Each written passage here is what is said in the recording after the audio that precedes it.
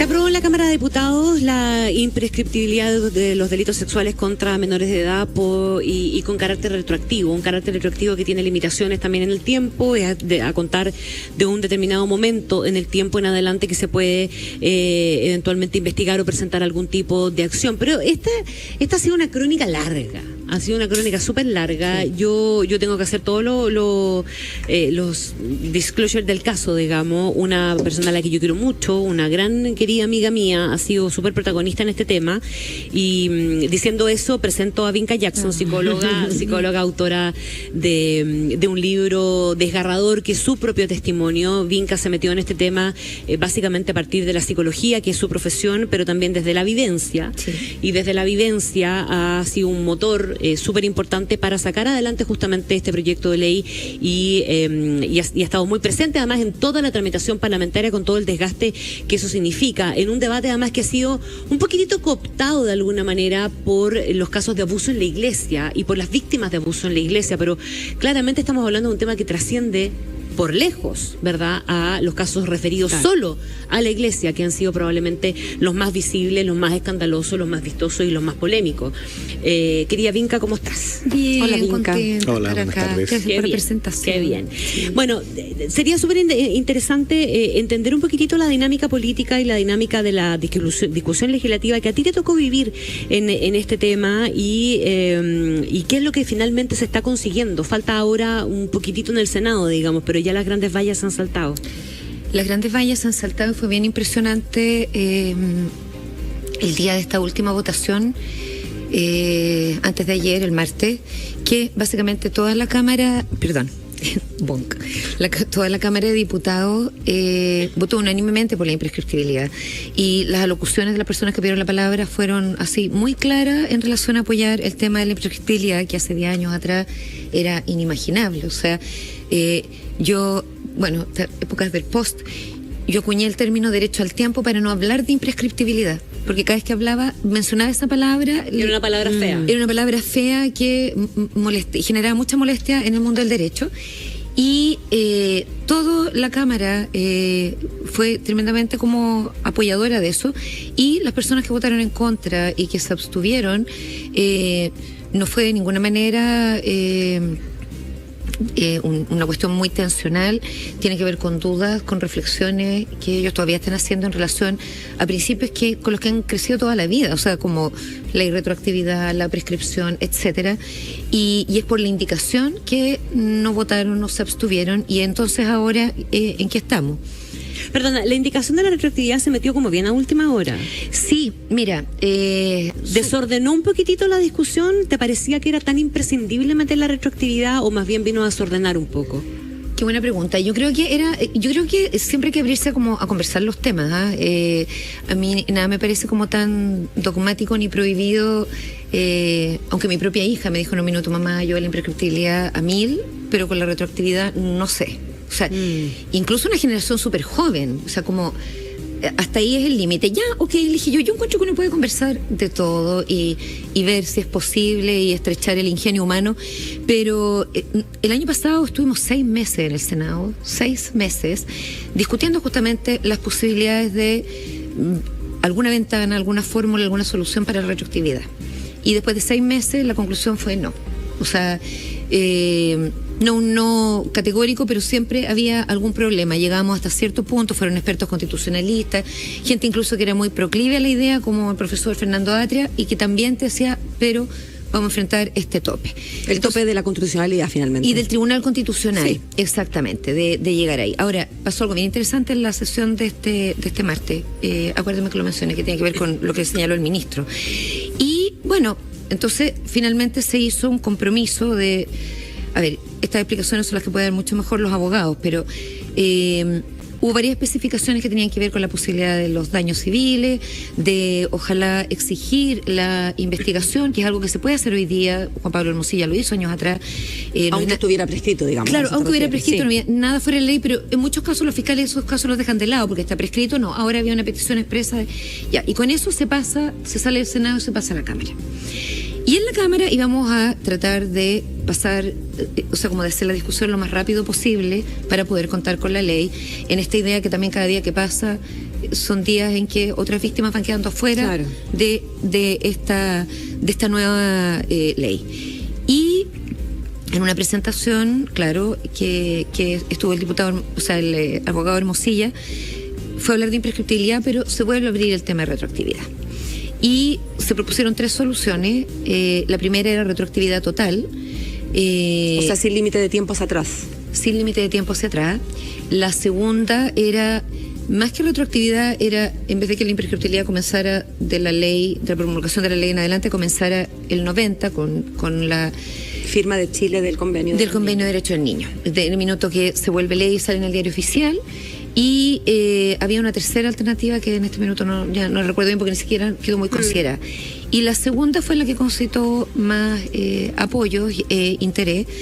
Pero claro, se corría la posibilidad de que no saliera la ley ahora, que era lo que muchos queríamos. Yo creo que también había como todo un anhelo en los sobrevivientes de abuso de ver que la ley ya existe y que ya estaba cerca de ser promulgada. Hace un año fue la suma urgencia, entonces era como un plazo más que razonable.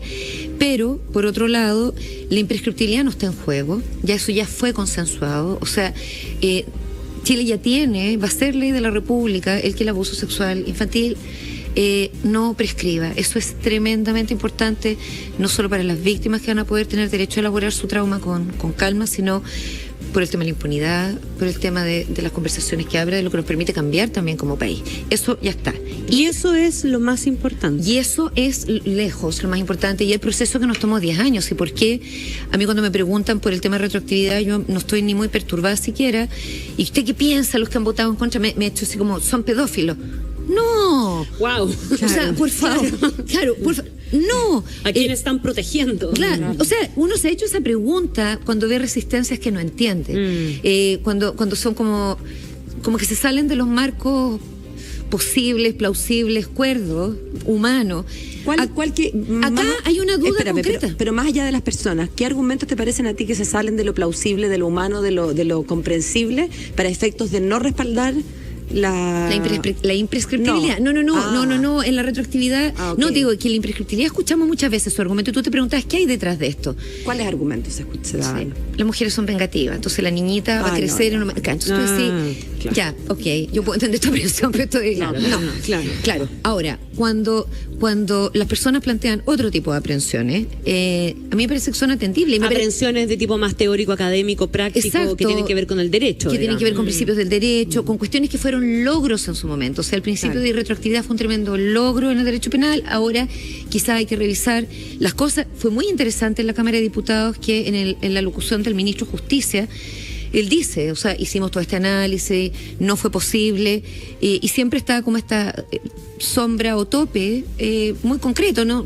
Cero peyorativo, una descripción de hecho del Tribunal Constitucional, que en su momento, cuando fue creado, tenía un sentido para dirimir ciertas cuestiones en un momento en que el Congreso más teníamos senadores designados, etcétera. Pero ahora, dice, quizá habría que revisarlo también, dejando como, o sea, podemos pensar en distintas cosas. Por eso te digo, yo creo que en el tema del principio de irretroactividad todavía hay dudas y reflexiones que me parecen súper legítimas de realizar. Hemos visto que han ocurrido, y como sincerémoslo, no por nombrar las cosas como que vamos a generar una tensión ni nada. Ha habido temas con situaciones de denuncias falsas, que de hecho nosotros sacamos una carta también diciendo, o sea, las denuncias falsas o el mal uso de la denuncia entre adultos, por ejemplo, afecta obviamente todo lo que se está tratando de hacer en abuso sexual infantil y la credibilidad de las víctimas, niños, niñas y adolescentes, que por años ha sido un tema difícil de instalar, porque lo primero era los niños chicos mienten, se confunden, fantasean, etcétera. Entonces, claro que puede haber aprehensiones, pero conversémosla, pongamos el tema sobre la mesa. Ahora viene el tercer trámite en el Senado. Si el Senado está de acuerdo con esto, que no sabemos, porque si hasta marzo le parecía que no, a lo mejor puede haber habido un cambio de opinión o no. Si no está de acuerdo, si le parece que siguen existiendo los mismos obstáculos, va a pasar a comisión mixta. Y ahí seguramente van a llamar nuevamente a los expertos, porque además dentro del derecho, o sea, y no es de irresponsable y hippie, hay distintos énfasis. O sea, si alguien lo mira desde lo procesal, va a encontrar ciertos puntos. Si alguien lo mira exclusivamente desde lo penal, otro, si lo miras desde el derecho internacional, derechos humanos. Entonces, a mí me parece que hay una discusión que pueden dar los expertos en el derecho ahí, y donde quienes venimos de otras avenidas, la medicina, la psicología del trauma, el trabajo social, las propias víctimas o sobrevivientes, podemos aportar la información con la que contamos también. A mí me parece que esto no es un forcejeo, ni un gallito, ni mucho menos.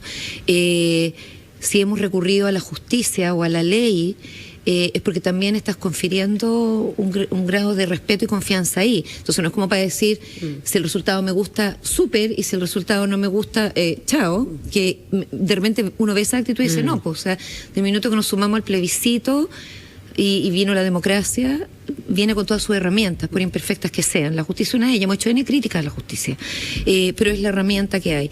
Entonces, que los expertos en derecho discutan, que nosotros podamos aportar otra información. Yo creo que es importante que se pudieran escuchar las voces de otra persona hacia atrás, porque en realidad la pregunta lógica y cuerda acá, más allá de todo lo jurídico, es: el abuso de hace un año atrás no es distinto del de hace 20, del de hace 50, los daños son similares, el trauma opera de maneras parecidas, y quizá hasta puede ser peor el de muchos años más atrás, cuando habían otras cargas en la cultura y en la sociedad que lo hacían más insufrible aún. ¿Tú crees bien que los traumas a futuro podrían ser menores, sin embargo? Que todo lo que se ha logrado desde personas como tú, del trabajo que han hecho lobistas, si lo digo en el mejor sentido, como tú, podrían hacer que las futuras generaciones incluso eventualmente no necesiten que sea imprescriptible, porque van a estar mucho más llanos, jóvenes criados de otra manera, mucho más protegidos quizás contra el abuso? Yo es la esperanza que tengo, es una súper buena pregunta. O sea, creo que en la medida que nuestro país ha avanzado en hablar de un tema doloroso, que no queríamos hablar hace 10 años, no queríamos, o sea, no, y hemos ido hablando, que la legislación da una señal, porque la legislación no es solo la sanción de la conducta, es educativa, es informativa, permite, ya, reflexionemos del abuso sexual infantil. Yo creo que va a haber cada vez menos necesidad de la ley, en el sentido que va a haber una detección más temprana, va a haber denuncias más tempranas, va a haber más atención sobre los niños también. Y que incluso podría haber más elaboración desde las víctimas. Y los propios, ese punto que tú señalaste, ahora iba ahí, es magnífico, porque las generaciones que crecieron sintiendo en esto la culpa, el pecado, se te puede imaginar, porque antes de cuestionar las religiones te dije, esto es pecado, o sea, con toda esta carga, el estigma, la vergüenza en los ámbitos profesionales, podrá ser tal profesión una persona que viene de este territorio, de la violación, del comercio sexual, etcétera. Esas son preguntas que se han ido despejando.